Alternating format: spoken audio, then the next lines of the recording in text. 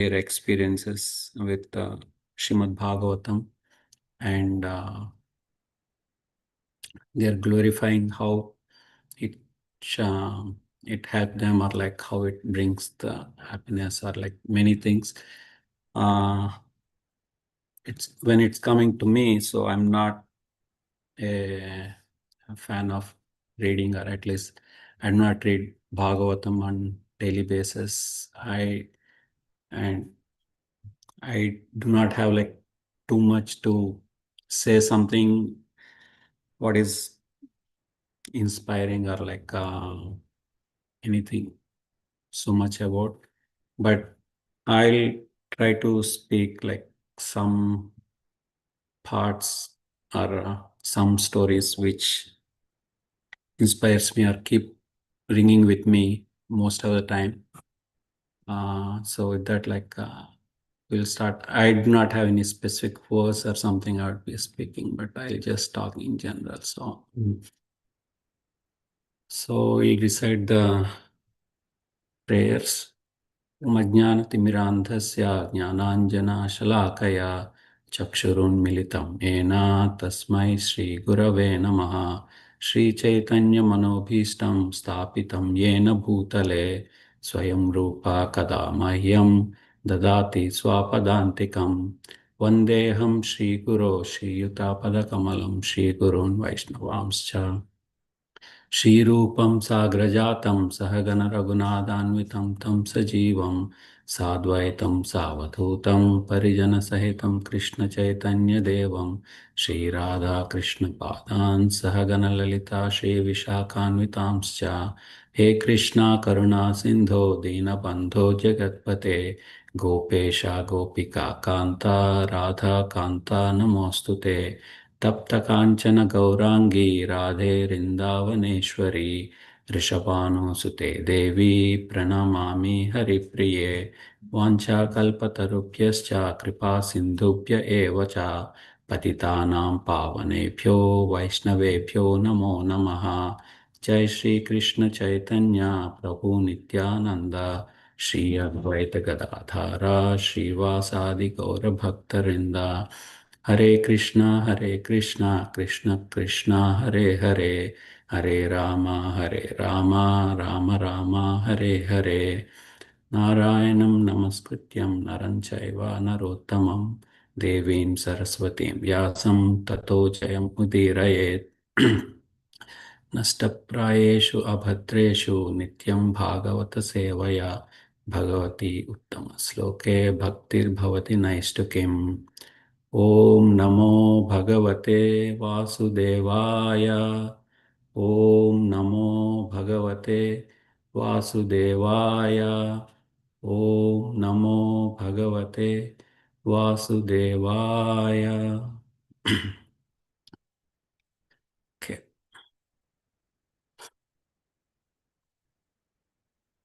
Okay, so I was just trying to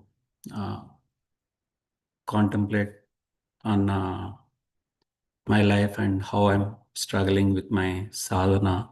So based on that, I was just trying to correlate some of the things from Srimad Bhagavatam stories, like how they could help me or contemplate. So I just wanted to share that same things, like how they might help me. So I just wanted to share those thoughts.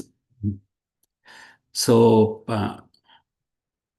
lately, for quite some time, like at least maybe, I don't know, 6 months or more than 6 months, I'm really struggling with my sadhana.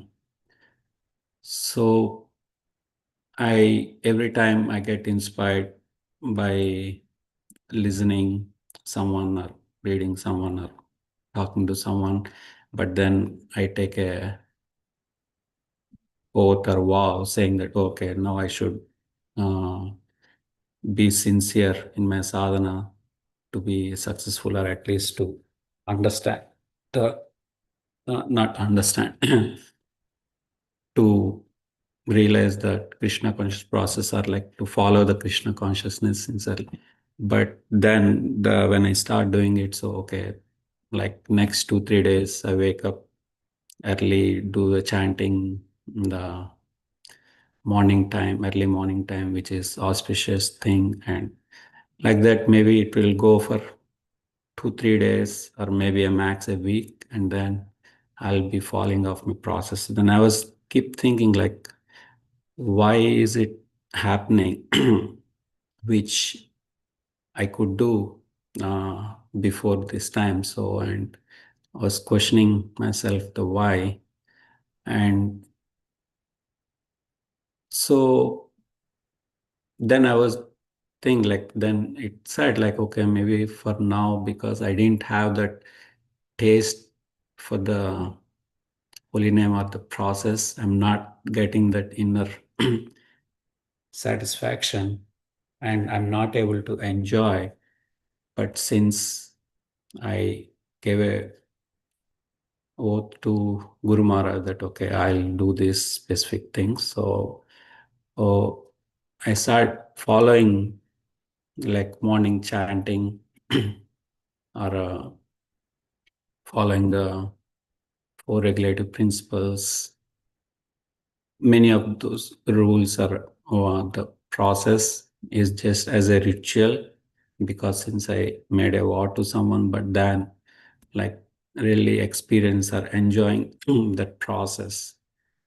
So then I was wondering like why suddenly I'm not able to enjoy the process like, and I think that I'm thinking it's because like my faith in the process which work is weakened, and that's why I'm not able to enjoy the process. Then I was just following it what it is. So and finally like the thing like I said like I might be wrong, but I theoretically accepted the process, but somehow I just wanted to follow it like with a condition like what if like if it is really this is right and Krishna is there, and maybe if I follow it like it'll just happen maybe. So in that context like I was just thinking the story of Dhruv Maharaj, and which is I really like how at the age of 5, Dhruv Maharaj was so strong and determined to see Lord Vishnu. Uh, so I'll just go through because the story, most of us know this. So I just wanted to highlight some learning points from for me or like yeah, if it could inspire someone else to. I'll just quickly go through the things and then I'll discuss. So at the age of 5 years, he was so determined to see Lord Vishnu and attain kingdom, which is bigger than his dad's.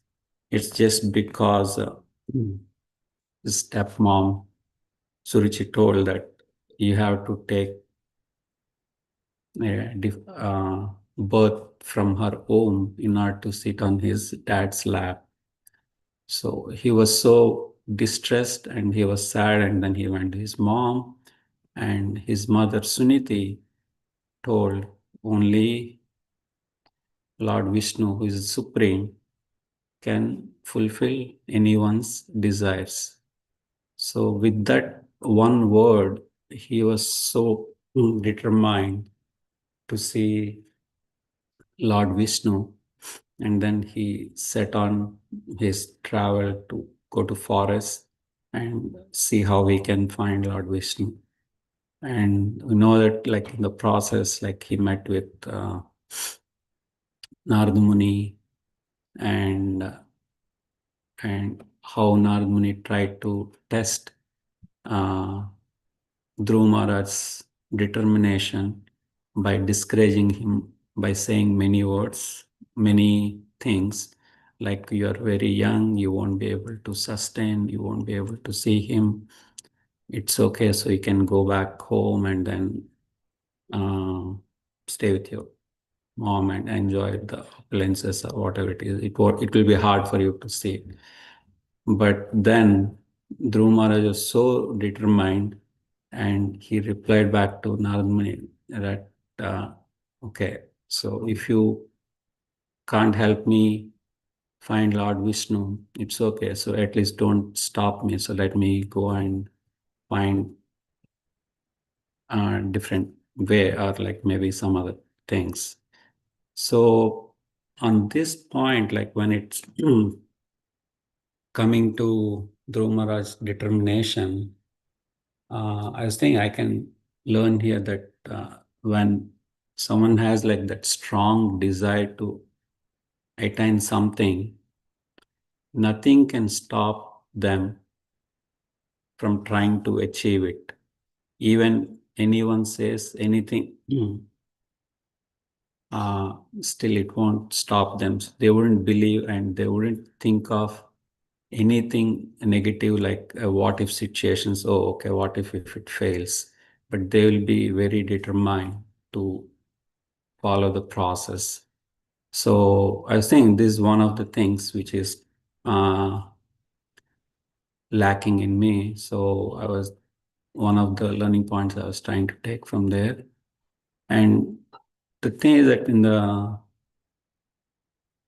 when we are in the material world and in Kali Yuga, which is the Iron Age, like very much all living entities are very much conditioned by the material modes. It's easy for one to deviate from the set goal, and that's what happening with me. Even though I'm setting goal, okay, from now onwards, I wanted to be serious and get back to the things where I was before. But the thing is that like material conditioning is so strong, something or the other attraction arises, and then I fall off from the process, though I started sincerely after 2 3 days. So, and if you look, even Dhruv Maharaj has two choices. Like one is that when Narada Muni was trying to test him by discouraging him, like not to go through the process of meditation to attain Lord Vishnu, he could have gone back home, and he should have stayed with his mother and enjoyed the opulences. And it's an easy choice for him, but he has like really a strong desire to attain the kingdom, which is bigger than his dad's. But that strong desire was letting him get going. So with that, he was so determined to meet Lord Vishnu. So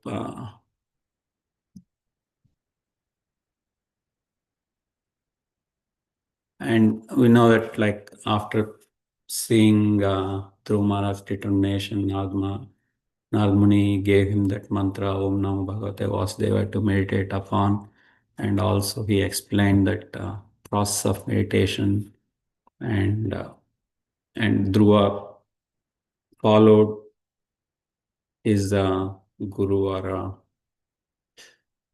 you can consider Narad Muni as his teacher. By following his instructions, he did. Lord Vishnu did appear in front of him, but after seeing Lord Vishnu, and when Lord Vishnu touched his head with that conch shell, Dhruv Maharaj started saying, uh, we know that he said like he was looking for a broken piece of glass, comparing his desire to obtain the kingdom bigger than his dad's kingdom. So these were like when Lord Vishnu appeared in front of him by seeing the Lord's beauty and also the Lord's mercy. So Dhruv Maharaj realized, or he found that inner satisfaction, and then his material desire to attain that kingdom has been minimized or it's vanquished. So, on this, again, I could say that like when I can find the inner satisfaction, are satisfied with what I have. So all the material enjoyments, are the opulences, whatever are available in this material world, or however big or small, they all feel worthless. We won't be really looking for those things. The similar lines, when from Chaitanya Charitamrita, it's when I don't know if it is from Chaitanya Charitamrita, but Sanatan Goswami's thing, when a merchant approaches Sanatan Goswami to request him to have the touchstone. But when he heard Sanatan Goswami's reply that it would be there somewhere, uh, look for or search for it and find it, then immediately merchant realized. So Sanatan Goswami is not caring for touchstone. That means he has like a something more valuable than the touchstone, and he requested him to give him the thing, whatever he has to share with him. So, so same thing in Bhagavad Gita, like second chapter, 14th text. Krishna says the same thing. The happiness and distress are like the seasons of summer and winter. They should come and pass through in due course of time. So, and all this happiness and distress are arising because of the sense perception, and one should learn to tolerate them.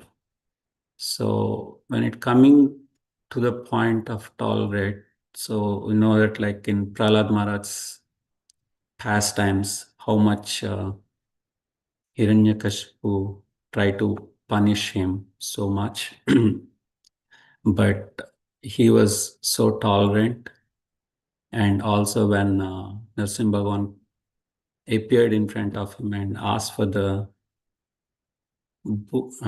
any boons, but then Prahlad Maharaj said like, I wouldn't need anything because whatever I'm doing that's what I'm supposed to do. So he just followed the devotional process he believed, and he did not decide anything for him except like he asked for his father's liberation. Yeah. So, and again, the same thing like on the happiness and distress, what as a living entities or human beings we find in material world, is another example from Srimad Bhagavatam is the Chitraketu Maharaj's son. Like when Chitraketu Maharaj wanted son so badly, and when his son was born, he was named, I think it was Narada Muni, I think, who suggested to name his son as Harshashoka. I might be wrong. Saying, basically representing that he is going to bring him happiness and distress both. So, but at that time, Chitraketu Maharaj didn't paid much attention, but he was so happy that his son, he got a son, and he is very happy. But in due course of time, he's been killed by poisoning him by his stepmothers. And when Narada Muni brought him back, and Chitraketu Maharaj was trying to hug him or calling him my son, and by hearing the reply from his son saying that, oh, you're my father from which life? But he realized so much. And that one question transformed him so much. He literally gave up all the attachments. And we know that like when Parvati cursed Chitraketu Maharaj to become a demon, he happily accepted without any resentment or anything. So he just accepted the curse. And also during the fight, like he was during the war with the Devatas, as Vritrasura, he was trying to preach to Indra to be strong and be brave and fight when he was trying to run away, or like being all the devatas are scared. He was telling the same thing to even the demons who are on his side too.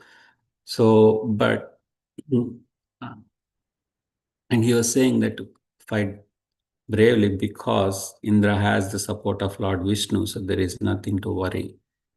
So I was thinking on the same thing. Like sometimes I feel very proud of myself being practicing Krishna consciousness, thinking a great. But when I look at other people who are not practicing, but I rarely realize that really the Krishna is behind me or with me all the time, whatever I do, and he'll never let me down as long as I'm righteous and I'm not doing something nonsense. But the point is like I'm missing the point of being behind practicing the Krishna consciousness. So that whole process of Krishna consciousness is to understand that, okay, Krishna, the supreme person of Godhead, is within my heart, living as a super soul, is there to help me all the time. So, so the thing is that like when our faith or beliefs are not strong, uh, and the process becomes a ritual. And when we are following a ritual, means like you're not really experiencing any benefits or not seeing the benefits, but you're just doing it for the sake of doing it because someone asks you to do it, or like different reasons. Like maybe the way I said, like because I make a vow to my Guru Maharaj, so I should follow the process, but there is no faith in the process.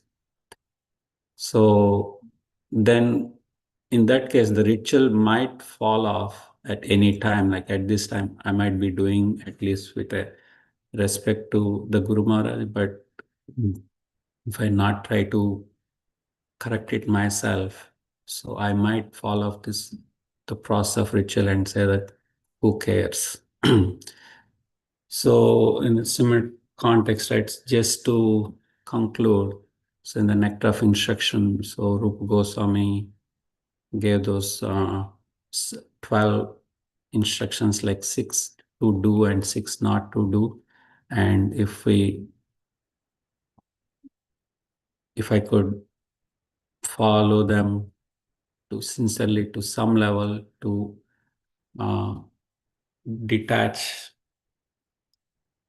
not exactly detach, but at least to reduce the interaction with the not to do things, and try to increase my attraction to the do things, would be able to, hoping that I would be able to experience the Krishna within and find that inner satisfaction, and try to follow the process with a faith than like as a ritual. So yeah, with that, I'll conclude, and please forgive me if I spoke anything wrong or inappropriate. So yeah, with that I'll conclude. If anyone has any thoughts to share, they could share. Otherwise, we could close down the call. It's 8 o'clock. So thank you.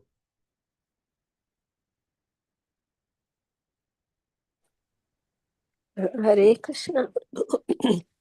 Please accept my humble obeisances. All glories to Srila Prabhupada. Please accept mine to Mother Alkashil Prabhu. Guru Maharaj. You are sharing your, struggle a little bit.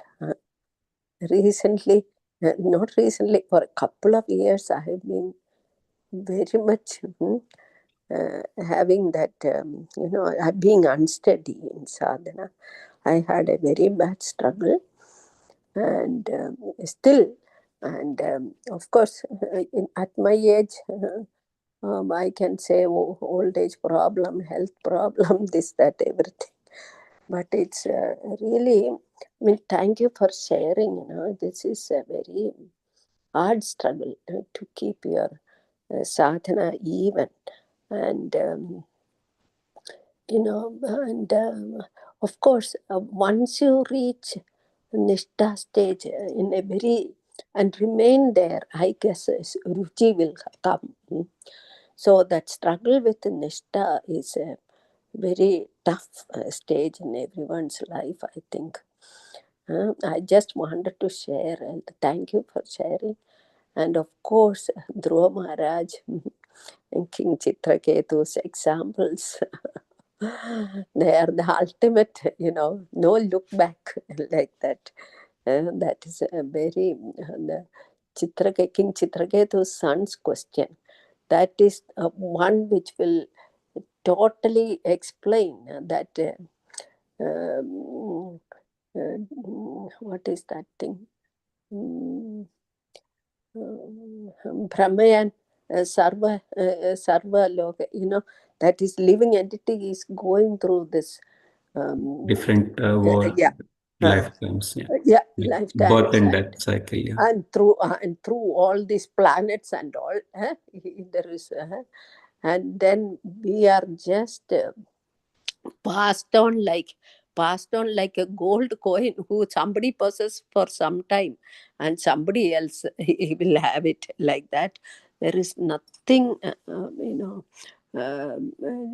lasting in our attachments and our possessions. There is nothing. It is completely revealed.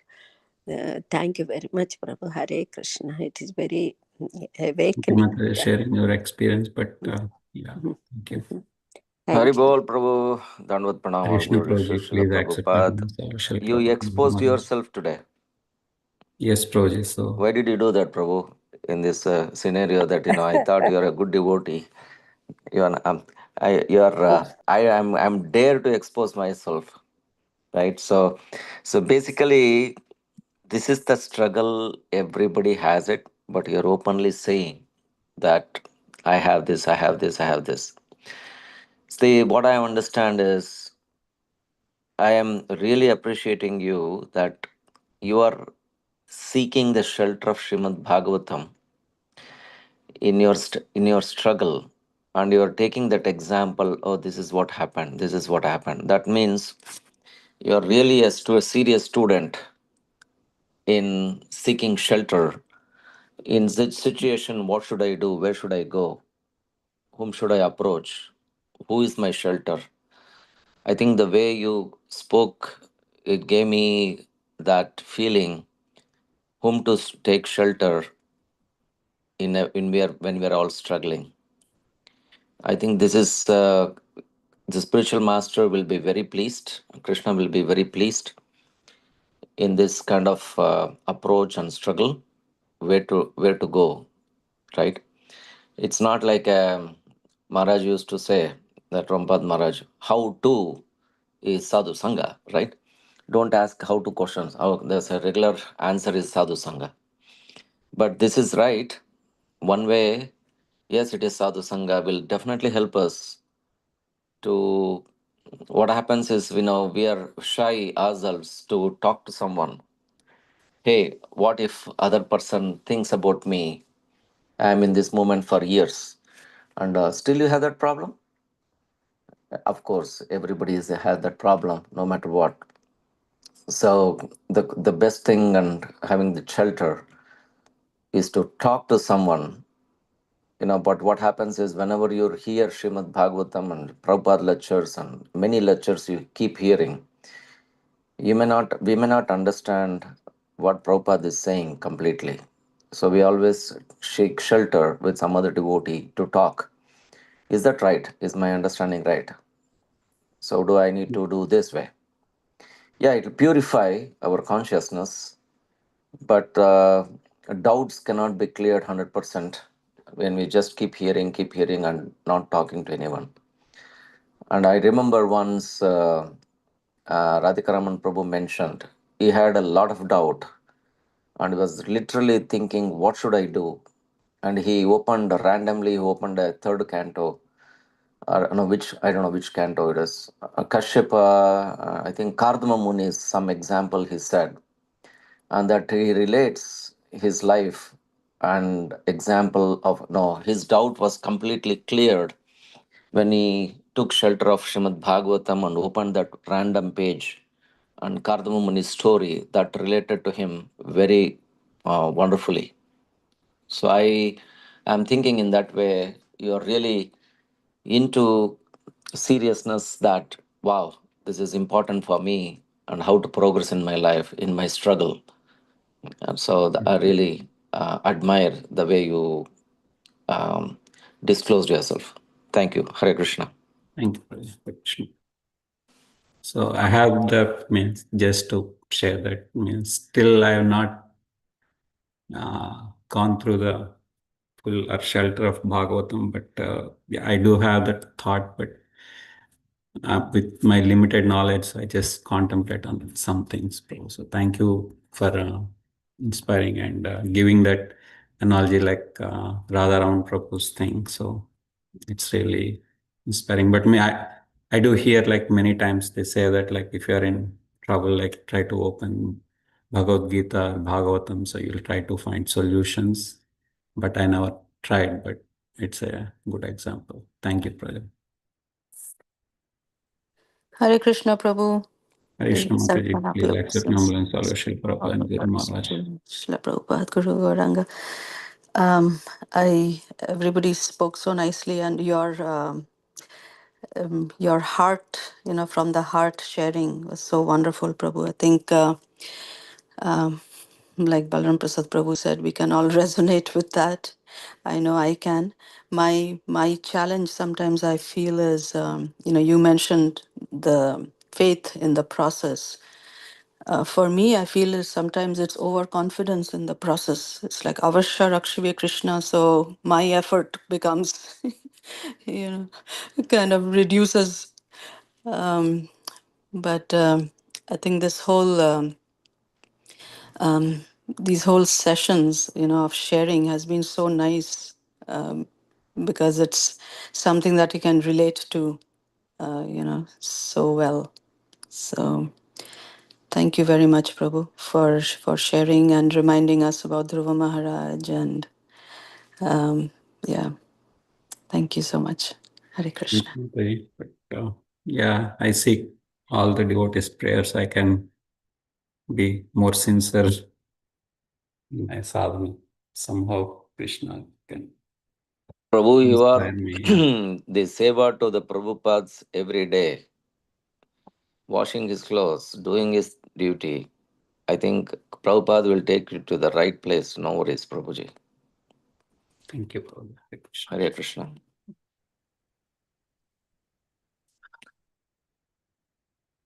Okay, it's already 8:09, 8:10. If no one else has anything to share, so we can close down here.